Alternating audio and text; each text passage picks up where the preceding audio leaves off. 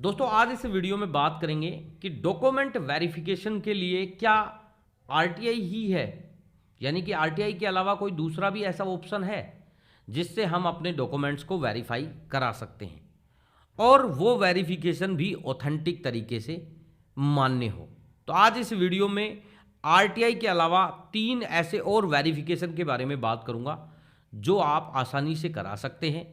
और अपने डॉक्यूमेंट की सत्यता को जांच सकते हैं। तो नमस्कार दोस्तों, आपका स्वागत है आपके अपने YouTube channel education for Bharat में और मैं हूं आपका दोस्त बीके तिवारी। दोस्तों आज इस वीडियो में हम बात करेंगे आरटीआई के अलावा कौन कौन से वेरिफिकेशन है जिनसे हम अपने दस्तावेजों को वेरीफाई करा सकते हैं, क्योंकि बार बार आरटीआई के बारे में जो लगातार कहा जा रहा है, आरटीआई के बारे में जो यूनिवर्सिटी आपको जवाब दे रही हैं कि हम इस तरीके से डॉक्यूमेंट्स को वेरीफाई नहीं करेंगे, आरटीआई एक्ट के दायरे में हम नहीं आते।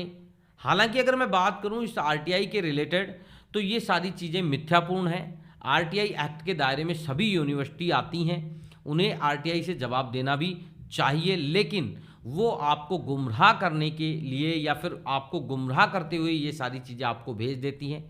आप अगर उस यूनिवर्सिटी के ऑथेंटिक स्टूडेंट हैं, आपने वहाँ से अगर कोई भी डिग्री की है, आप एक बार ये ट्राई ज़रूर करके देख लें, आपको निश्चिंत ही वहाँ से जवाब मिल जाएगा।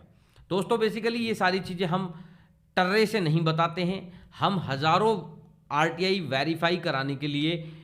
हम अप्लाई कर चुके हैं और हमने ये चीज़ देखी है कि एक यूनिवर्सिटी जहाँ पर हमने मान लीजिए 10 डॉक्यूमेंट्स के रिलेटेड आरटीआई मांगी, उसमें 2 डॉक्यूमेंट्स ऐसे होते हैं जिनका वही यूनिवर्सिटी जवाब दे देती है और 8 ऐसे डॉक्यूमेंट्स होते हैं जिनमें यूनिवर्सिटी ये कह रही है कि हम प्राइवेट यूनिवर्सिटी हैं और आरटीआई एक्ट के दायरे में नहीं आते। तो आप बहुत अच्छे से समझ सकते हैं, जहां आरटीआई का जवाब भी दे रही है वहां पर उन्हें प्राइवेट यूनिवर्सिटी होने की बात भी कह रही है। चलिए, अगर यूनिवर्सिटी ने अगर आपको प्रॉपर एक डिग्री दी है तो हम और भी कई वेरिफिकेशन हैं जिनके बारे में जिक्र कर लेते हैं। मैं आपको वेरिफिकेशन के बारे में अगर बात करें फिजिकल वेरिफिकेशन की, तो वो यूनिवर्सिटी इसलिए आपको ज़्यादा से ज़्यादा थोपना चाहती है कि उसमें यूनिवर्सिटी को एक एक्स्ट्रा कमाई होती है, क्योंकि जितनी भी प्राइवेट यूनिवर्सिटी है उनमें वेरिफिकेशन अगर आप कराएंगे यूनिवर्सिटी से, अगर फिजिकली वेरिफिकेशन लेंगे जिसके रिलेटेड वो आपसे एक फ़ीस जो उन्हें तय कर रखी है वो आपको वहाँ पर पे करनी होगी, तो उससे एक्स्ट्रा कमाई उनकी जनरेट होती है। इसके अलावा अगर बात करें कि अगर थर्ड पार्टी वेरिफिकेशन आप कराते हैं तो थर्ड पार्टी वेरिफिकेशन के लिए भी यूनिवर्सिटी की एक निश्चित फ़ीस है। उस फीस को अगर आप अदा करते हैं, यानी कि जो थर्ड पार्टी है वो अदा करती है, तो उस डॉक्यूमेंट को वेरीफाई वो यूनिवर्सिटी बहुत ही आसानी से और बहुत ही जल्दी कर देगी, उससे भी उसको एक्स्ट्रा कमाई होती है। लेकिन जहाँ तक कि मैं बात करूँ आरटीआई की, तो आरटीआई में यूनिवर्सिटी को 10 रुपये के अलावा कोई भी एक्स्ट्रा इनकम जनरेट नहीं होती है, इसीलिए वो आपको बार बार गुमराह करती है। दोस्तों वो 3 तरीके भी आज इस वीडियो में मैं आपको बता देता हूँ जिनके माध्यम से भी आप अपना वेरिफिकेशन करा सकते हैं। आप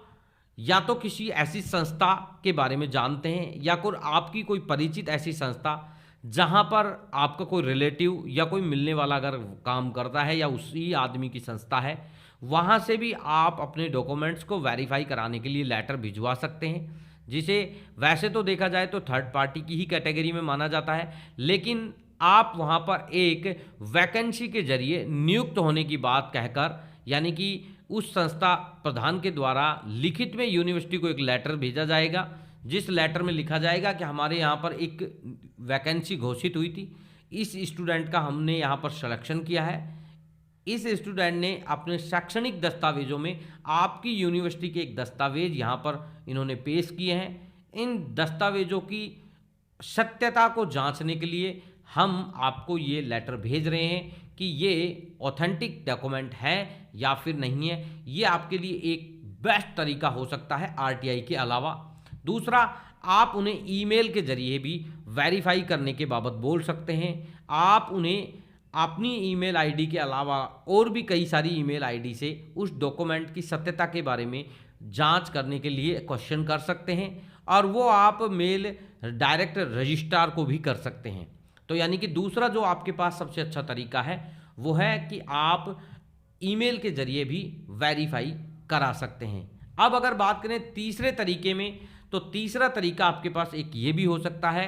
कि आप यूनिवर्सिटी जाएं। यूनिवर्सिटी जाने के बाद आप वहाँ पर यूनिवर्सिटी नॉर्म्स के अकॉर्डिंग एक फॉर्म आपको वहाँ पर मिलेगा, जिसे वेरिफिकेशन फॉर्म बोला जाता है। उसको आप सबमिट करके यूनिवर्सिटी में जमा करा दें, और उसकी जो फीस है आप बाई डिमांड ड्राफ्ट, डीडी या फिर ऑनलाइन ट्रांजैक्शन के जरिए पे करें, और उसके बाद जो आपको वेरिफिकेशन मिल रहा है उस वेरिफिकेशन से भी आप अपने दस्तावेजों की सत्यता को परख सकते हैं। तो यानी कि ये 3 तरीके वो हैं जो आप आरटीआई के अलावा भी यूनिवर्सिटी से अपने डॉक्यूमेंट को वेरीफाई कराने के लिए यूज में ले सकते हैं। दोस्तों, आप इन तीनों तरीकों से अपने दस्तावेजों को अच्छे से वेरीफाई करा सकते हैं। फिर भी अगर आपको कोई समस्याएं आ रही हैं, आपको कुछ ऐसा समझ में नहीं आ रहा है, आप इस वीडियो के कमेंट सेक्शन में जाकर एक कमेंट्स कर सकते हैं, और अपने जो भी आपने क्वेश्चन किया है उसका आंसर आप जान सकते हैं। दोस्तों, अगर आपको हमारे द्वारा दी हुई जानकारी पसंद आती है, हमारे वीडियो को लाइक शेयर कर सकते हैं, और इसके अलावा हमारे चैनल को सब्सक्राइब भी आप करके एजुकेशन के रिलेटेड नई नई जानकारी व नए नए अपडेट पा सकते हैं।